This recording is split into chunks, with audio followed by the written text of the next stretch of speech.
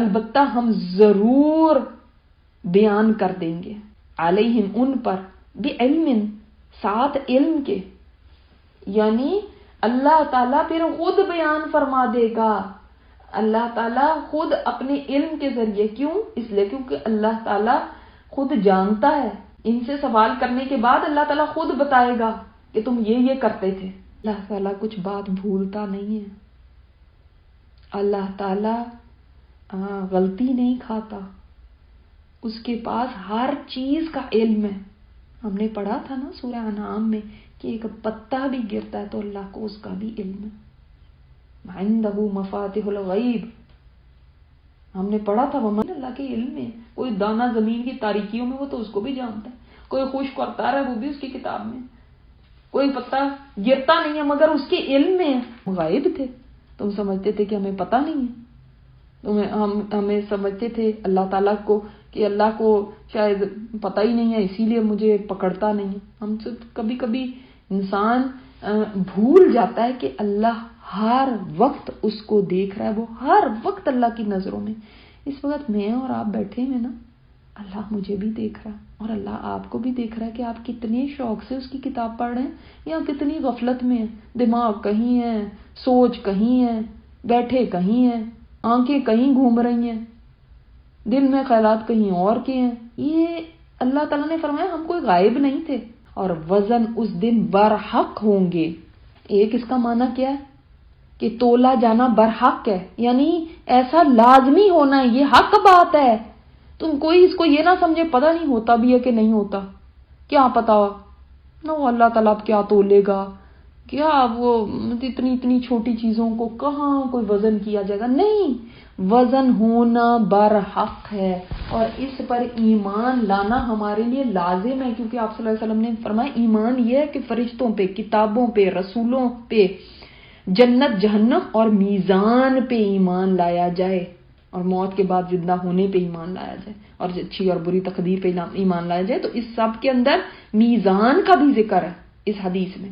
اس کا مطلب میزان پہ ایمان لانا ہمارے لیے ضروری ہے کہ وزن ہونے ہیں، ایک میزان قائم ہوگا جس میں تولا جائے گا ہر چیز کو۔ جس کا نیکیوں کا پلڑا بھاری ہے اس کو عیش و عشرت والی زندگی، جس کا نیکیوں کا پلڑا ہلکا ہے اس کا ٹھکانہ حاویہ ہے، جو بھڑکتی بھی آگ ہے۔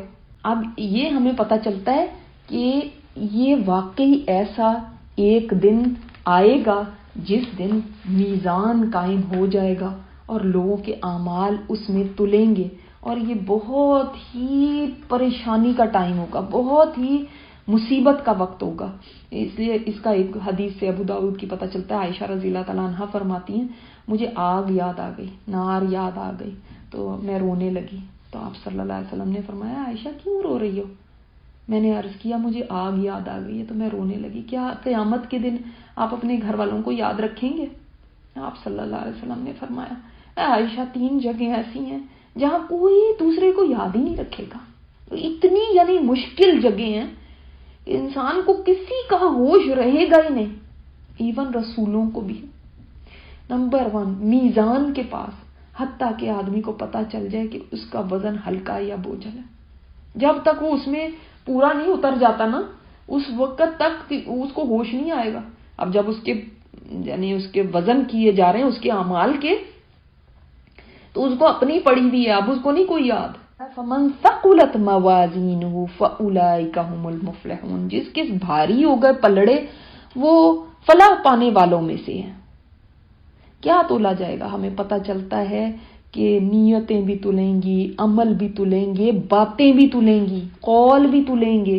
2 کلمے، کلمتان خفیفتان علی اللسان ثقیلتان فی المیزان حبیبتان الی الرحمن سبحان اللہ و بحمدہ سبحان اللہ العظیم۔ یہ بخاری کی آخری جو حدیث ہے وہ یہی ہے کہ 2 کلمے ایسے ہیں جو زبان سے ادا کرنے میں آسان ہے، میزان میں بہت وزنی ہے، اس کا مطلب ان کا وزن ہوگا، الرحمن کے نزدیک بہت محبوب ہیں۔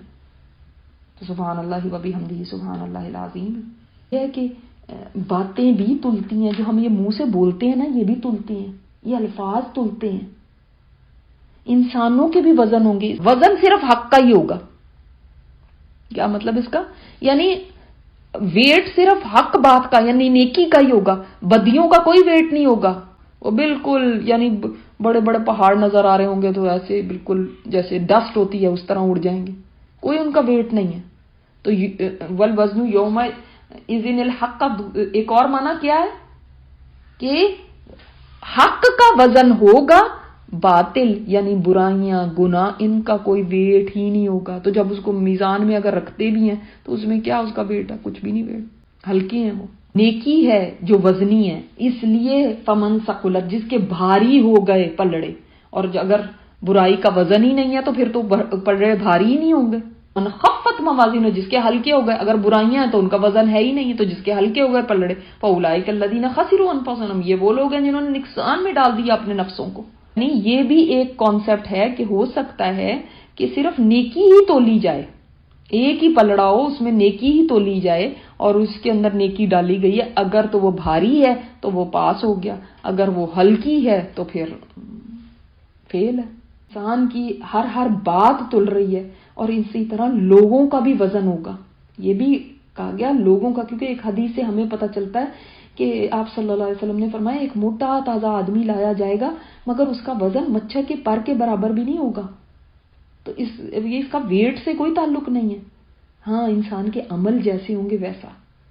और अब आप सोचते होंगे अमल कैसे वेट किया जाएगा, अमल तो कोई चीज है ही नहीं जो हम देख सकें, मसलन मेरी नमाज कैसी है इसका वेट कैसे होगा। उनको एक शक्ल दे देगा और वो उस शक्ल में आएंगे जैसे आपको पता है।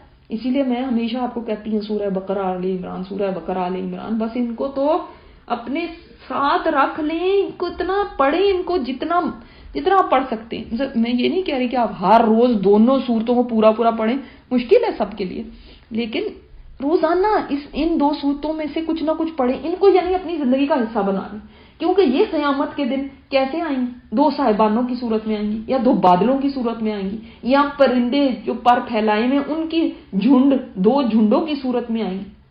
तो हम मुझे बताएं कि ये उनकी भी तो शक्ल बन गई ना। तो आमाल को एक जिस्म दे दिया जाएगा और फिर उनका वेट होगा हमारी नियतों के मुताबिक, हमने किन हालात में उन आमाल को किया। आप देखें कारी जो कुरान अपने कारी और अपने अमल करने वाले के पास नौजवान खुश शक्ल नूरानी चेहरे वाले की सूरत में आएगा। बिमा कानू बिआयातिना यज़लिमून। देखिए मक्की सूरत है ना, इसका स्टाइल जरा डिफरेंट होता है। अब मक्की सूरत में तौहीद, रिसालत और आखिरत के ऊपर बातें होती हैं और रिसालत से ही मुतल्लिक है कुरान पाक का नज़ूल, इसको वो नहीं मानते थे।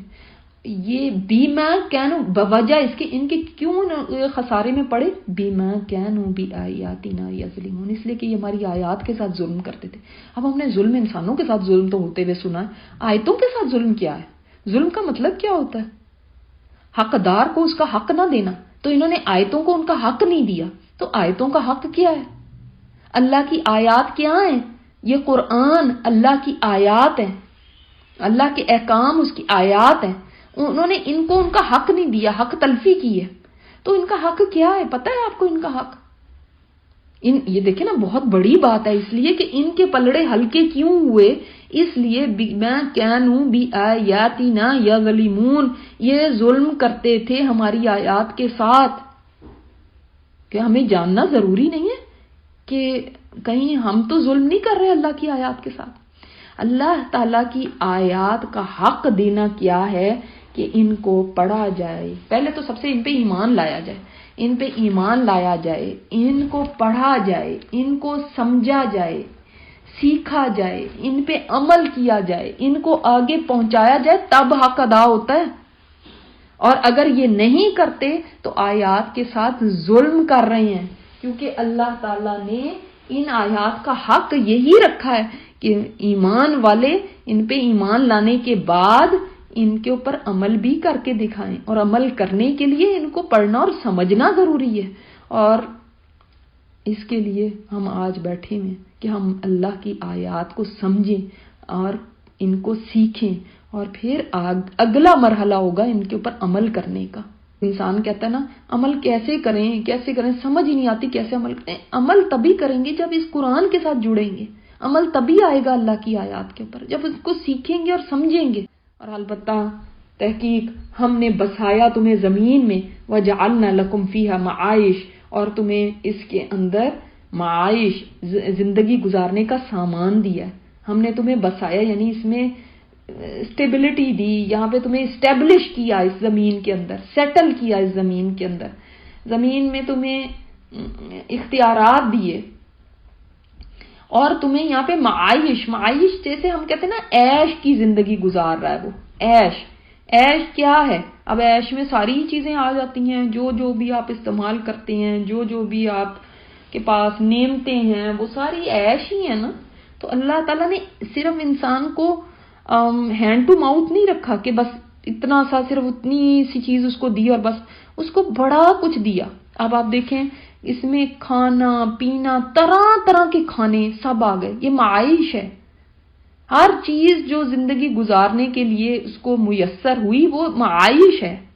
ٹھیک ہے، تو طرح طرح کے کھانے، کئی سبزیاں ہیں، کئی فروٹ ہیں، کئی گوشت ہے، پینے میں بھی طرح طرح کے مشروبات ہیں، ہوا ہے، نیند کے لیے بستر ہیں، جسم کے اوپر کے لیے لباس ہیں، اور وہ بھی کوئی پتوں کے لباس نہیں ہے، طرح طرح کے لباس دیکھیں آپ اس کے لیے نکالیں، سواریاں بنائی، اس کے لیے ضروریات زندگی کے کتنے سامان اللہ تعالیٰ نے رکھے. یہ سب معائش ہیں.